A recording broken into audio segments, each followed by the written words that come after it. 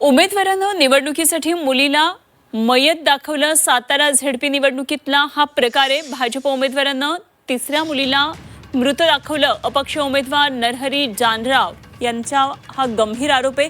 तिन्ही मुली जिवंत असताना एकीला मृत दाखवल्याचा आरोप होतोय. प्रशासनावर दबाव टाकून निकाल फिरवल्याचा दावा करण्यात येतोय. अत्यंत गंभीर प्रकारे सातारा झेडपी निवडणुकीत भाजप उमेदवार सागर शिवदास यांच्यावर गंभीर आरोप होतो आहे. निवडणुकीसाठी त्यांनी आपली तिसरी मुलगी ही मृत दाखवल्याचा आरोप अपक्ष उमेदवारांनी केलाय.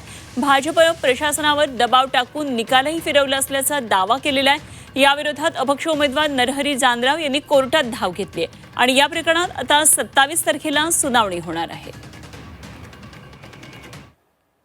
भाजपचे सागर भीमराव शिवदास यांनी सुद्धा उमेदवारी दाखल केलेली आहे आणि त्या उमेदवारावर माझा पर्टिक्युलर की त्यांचे 3 अपत्य आहेत असा आरोप होता आणि त्या आरोपाची सत्यप्रती तिन्ही मूळ प्रती मी ज्या जन्म प्रमाणपत्राच्या मूळ प्रती ज्या मी काढून आणलेल्या होत्या की शासकीय आहेत त्या मी पब्लिक डॉक्युमेंट त्या सादर केले असताना त्याच्यावर त्यांनी एकही निर्णय दिलेला नाही आणि तो चुकीचा निर्णय दिला असल्या कारणामुळं मला त्यांनी सांगितलं की तुम्ही हा निर्णय द्यायचा मला अधिकार नाही, तो आयुक्तांना आहे आणि त्या निर्णयाच्या विरोधात मला हायकोर्टामध्ये जाणं भाग पडलेलं आहे.